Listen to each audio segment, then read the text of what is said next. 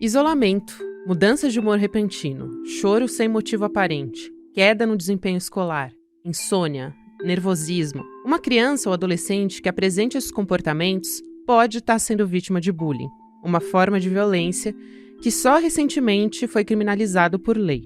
Às vezes, tudo começa com um comentário maldoso entre os colegas da escola, mas pode evoluir para intimidação, constrangimento, humilhação. Em casos mais preocupantes, as agressões viram rotina no cotidiano dessa vítima.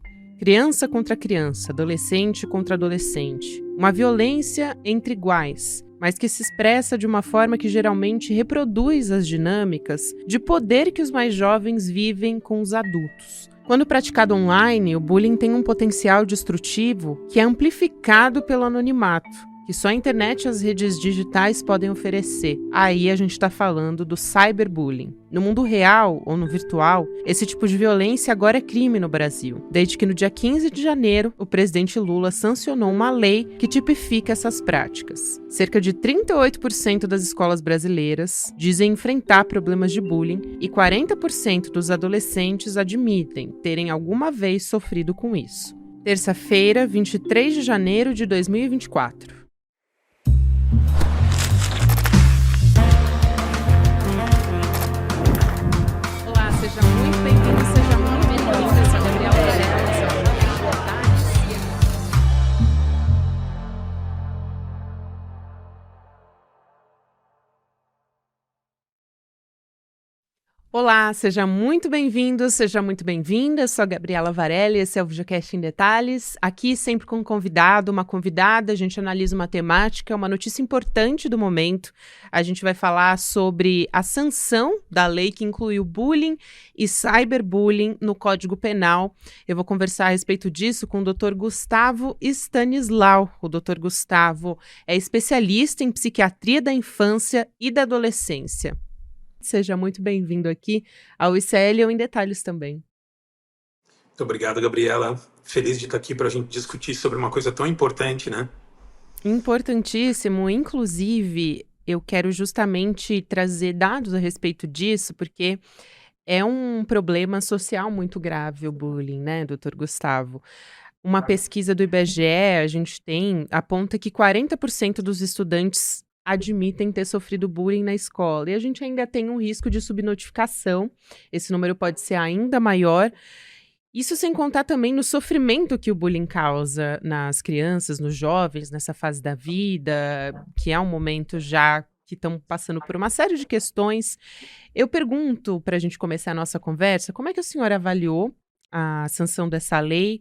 Ela é punitivista? E se a gente, como sociedade, a gente falhou na parte de conscientização social e na educação sobre o bullying?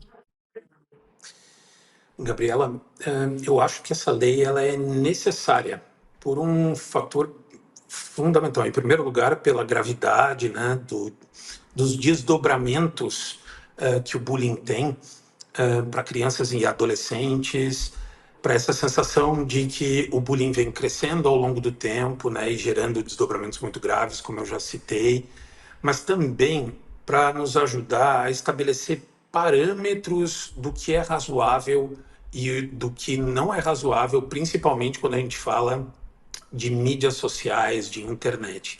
A gente está vivendo um momento onde muitas pessoas que estão sendo agressivas em mídias sociais e tal, elas não têm noção do quanto aquilo pode ser pernicioso para outras pessoas e muitas vezes elas não têm noção de que elas estão cometendo um delito, inclusive, utilizando as mídias sociais. Então, eu acho que essa lei ela vem como uma forma de fazer a gente pensar mais a respeito disso, ter noções mais claras. O senhor acha que a tipificação desse crime contribui também para o debate, então, para essa questão da conscientização social sobre o tema? É claro que existem uma série de poréns e de preocupações com esse tipo de situação que a gente está vivendo agora. Me preocupa um pouco, por exemplo, a gente está falando de crianças e adolescentes, né, que têm muito pouco parâmetro de como funcionar em mídias sociais e o quanto isso pode gerar situações até surpreendentes para pais, né, para famílias, para escolas e tal. Me preocupa também que essa seja uma lei que tem uma aplicabilidade muito difícil de acontecer ao longo do tempo, pela questão assim de controle dessas questões, né? Mas, por outro lado, como eu estava te falando, eu acho importante que a gente tenha parâmetros mais claros e que a gente possa dialogar mais sobre isso, porque nos últimos anos tem sido muito comum a gente viver situações muito graves sem a gente ter um diálogo razoável sobre isso. As coisas vêm se repetindo, e a gente não tem achado uma forma de dialogar sobre isso.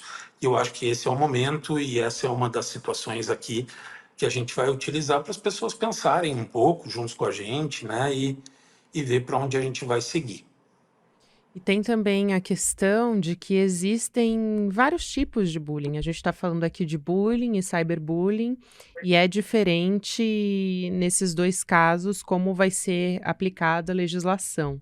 Mas a gente tem diferentes tipos de bullying, não só falando em ser de internet ou não, mas também é gradativo. Quer dizer, uma criança, por exemplo, um jovem que tem acesso a uma arma, a gente falou de casos gravíssimos de ataques a escolas nos últimos anos. Então, isso é muito grave. Eu imagino que a aplicação da lei também seja mais grave nesse sentido. Agora, quando a gente está falando de uma criança que ofendeu um colega, e isso, claro, tem implicações para a saúde mental dele também, mas a gente tem as gradações também, e isso também vai ter que ser, é algo muito novo para todos nós, isso também vai ter que ser pensado quando a gente fala da criminalização, né? Pois é, eu acredito que os próximos meses vão ser muito importantes para que esse debate se estabeleça, porque, como tu falou, assim, a gente corre um risco de banalizar completamente a lei, né? Ou da gente começar a colocar algumas situações num nível de gravidade que pode gerar até mais sofrimento do que se não houvesse a lei. Então, assim, eu acho que a gente tem um ano aí de muito trabalho para discutir e ver, de novo, para onde a gente vai com isso, né? Exato. Inclusive, a gente tem dados do 17º Anuário Brasileiro de Segurança Pública, o mais recente, de que 38% das escolas já relataram problemas com bullying. Isso a gente está falando também de casos que são notificados, então ainda tem um risco de subnotificação, pode ser ainda maior. A responsabilidade, doutor, pelo combate e prevenção do bullying é da escola, é da família? Como é que essas instituições elas podem trabalhar juntas para evitar e também para combater? Porque não deixa de ser uma violência, né? Pois é. É, a prevenção, né, o cuidado com o bullying, ele é um cuidado de todo mundo, da comunidade, né? Uma coisa que tu já citou e que vem me preocupando bastante é que nos últimos tempos a gente tem visto uma desconexão bastante grande assim de famílias com escolas.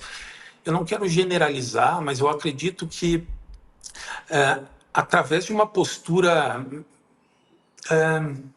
muito de que o cliente tem razão, pais têm se relacionado com escolas de uma forma diferente do que vinha acontecendo. É bastante comum da gente ver, né, pais e escolas divergindo bastante em relação a alguns tipos de medida dentro da escola, e a gente vê um descrédito a partir de um determinado momento que vem de casa em relação à escola. E a gente vê assim uma perda muito grande também daí do vínculo da criança com a própria escola, né? A criança questionando o professor, a criança questionando a escola como um todo, as regras da escola e tal. E vejam, eu não quero aqui criticar os pais de uma forma generalizada, mas eu venho aqui a alertar a importância dessa combinação, desse vínculo escola e família, para que nós, falando a mesma coisa, a gente possa conseguir organizar ambientes mais saudáveis, né? Então, assim, muitas vezes eu acho que o bullying ele vem surgindo dessa incongruência, assim, né, que surge entre família, e escola, sociedade e escola. E também agora com a lei, a gente tem essa pena para o bullying, que é uma multa, e para o cyberbullying, a pena pode ser de reclusão de 2 a 4 anos, somado a uma multa. Por que que existe essa diferença? Pela sua experiência nesses atendimentos, esses casos de cyberbullying costumam ser mais graves, doutor? O que acontece em casos de cyberbullying muitas vezes é que esses casos eles ficam mais distantes do olhar das pessoas que estão à volta. Eles acontecem em plataformas que adultos não têm muito acesso ou não têm muita curiosidade de conhecer. Acontecem em grupos de WhatsApp que a gente daqui a pouco também não consegue ter acesso. E daí a gente tem já aqui um fator agravante, né? O fato das pessoas que estão praticando o bullying saberem que estão num terreno que é anônimo para uma série de pessoas, né, que poderiam estar ajudando ali na situação. E daí a gente tem uma outra situação muito grave, que esses casos podem se estender bastante. E quanto mais extensos são os casos de bullying, mais surge na pessoa que está sofrendo a situação a ideia de que as coisas não vão mudar. As ideias elas vão se enraizando, as coisas não vão mudar, as pessoas não gostam de mim, eu não tenho dado certo e é bem provável que eu vá continuar não dando certo. Então, assim, os casos de cyberbullying, diferente de casos de bullying, por exemplo, casos físicos, em que muitas vezes a gente vê sinais como, por exemplo, um machucado no corpo, a gente vê a criança com um material escolar, né, tipo estragado ou coisas do tipo, ou uma evitação muito grande da escola. Em casos de cyberbullying, isso continua acontecendo nos finais de semana. Então, assim, a gente não tem sinais tão claros quanto sinais que a gente vê no bullying físico, por exemplo. Muito interessante isso. E, doutor, eu também queria entender se casos de bullying, pela experiência também em casos clínicos, que são repetitivos, que normalmente a gente chama de bullying crônico, que esse jovem ou esse adolescente sofreu durante a infância, ele pode ter algum impacto nos transtornos mentais ao longo da vida, mais do que aquelas pessoas que não sofreram bullying ou que até sofreram bullying, mas foi algo pontual, que não foi um trauma tão grande na vida dessa pessoa? Pois é, Gabriela, isso a gente tem muitos dados. A gente tem dados, inclusive, mostrando que bullings que duram por mais tempo, que são sistemáticos e duram por mais tempo, né, tendem a gerar mais desdobramentos negativos. E daí a gente tem uma série de desdobramentos negativos, como estudos mostrando que existe um aumento em quadros de ansiedade na adultez, quadros de depressão, dificuldade na adaptação no trabalho. As pessoas tendem a não evoluir tão bem do ponto de vista de carreira, e dados até ainda mais graves, como aumento nos pensamentos suicidas e tentativas e suicídio consumado.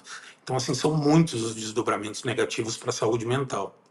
Inclusive, o suicídio tem uma parcela da população que é mais atingida e os jovens são muito importantes quando a gente está falando de prevenção ao suicídio, né, doutor? Eles são vítimas, e são uma preocupação grande quando a gente está falando do ponto de vista da saúde mental e na prevenção ao suicídio, né?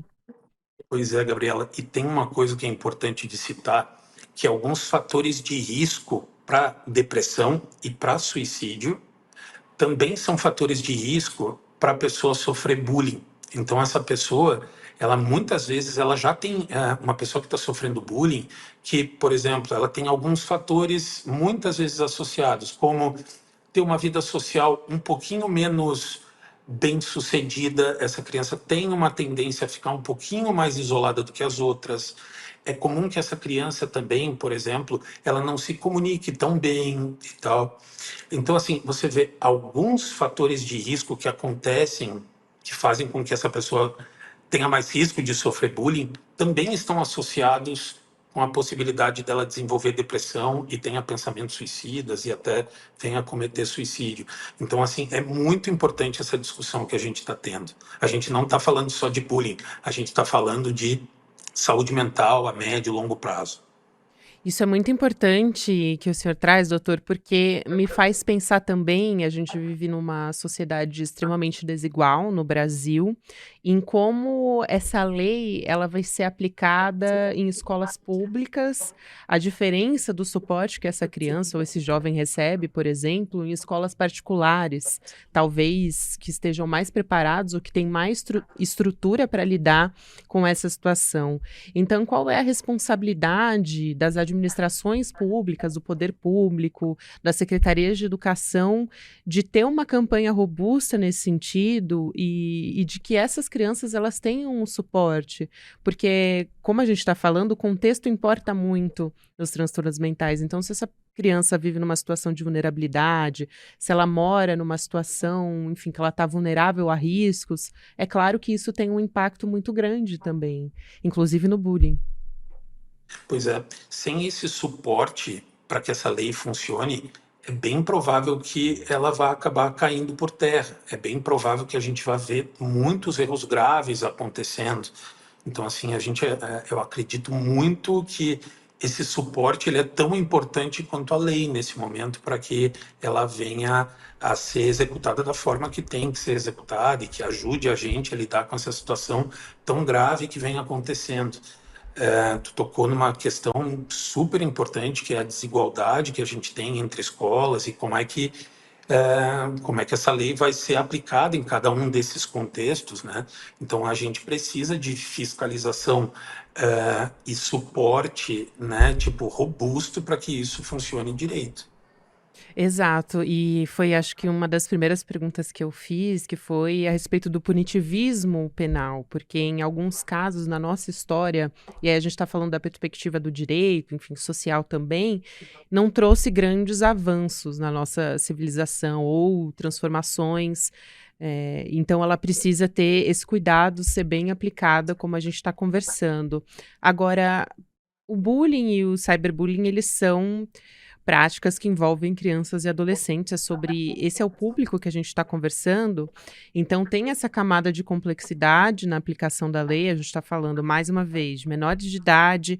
Quais são os cuidados para que a aplicação da lei, na sua avaliação, e pela sua experiência, para que essas medidas elas sejam educativas para quem comete esse crime, já que a gente está falando de uma criminalização, mas para essa criança que está praticando bullying e também para a vítima, né? Algum tipo de reparação tem que existir.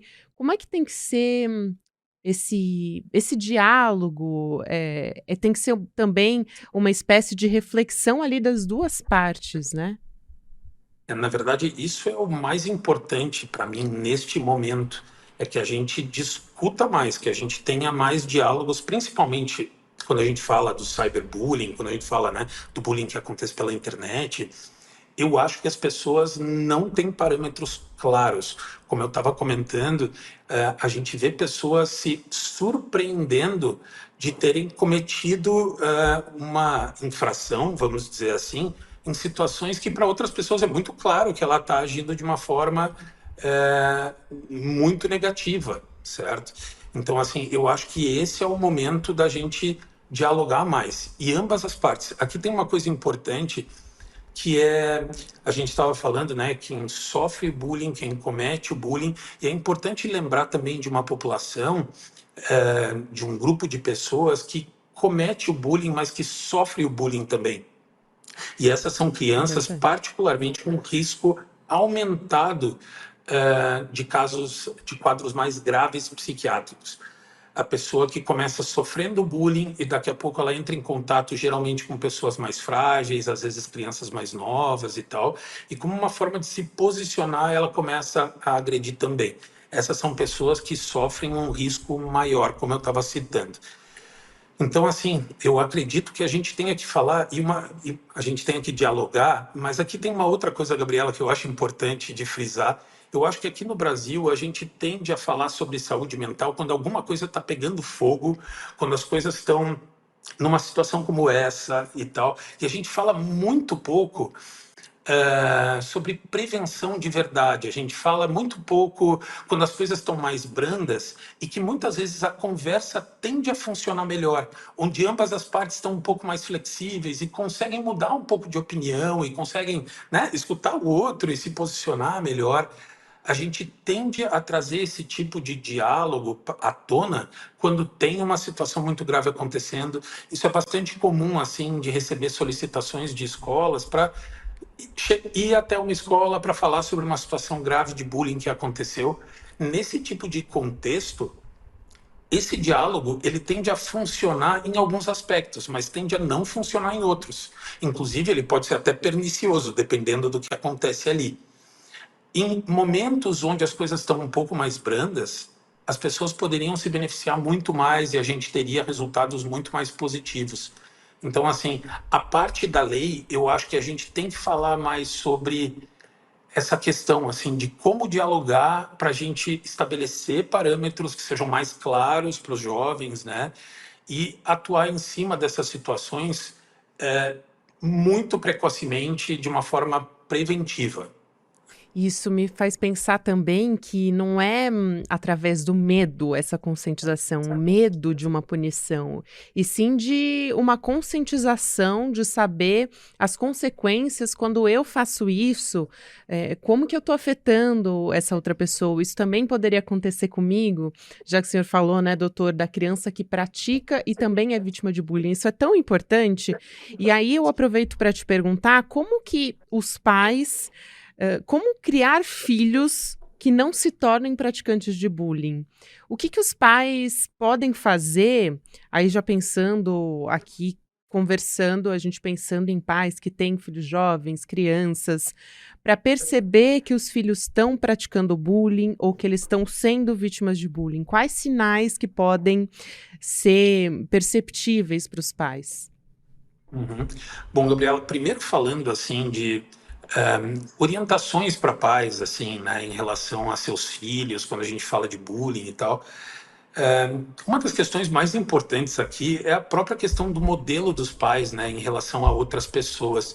Tu estava citando, né, tipo, a tua preocupação e a minha preocupação também sobre a gente estabelecer, né, tipo, um cenário agora super punitivista, e a gente sabe do ponto de vista clínico de que quando a gente age de formas muito punitivas, a tendência é a gente ter, ao longo do tempo, crianças que tendem a revidar, né? Então, a gente tem que tomar cuidado com isso.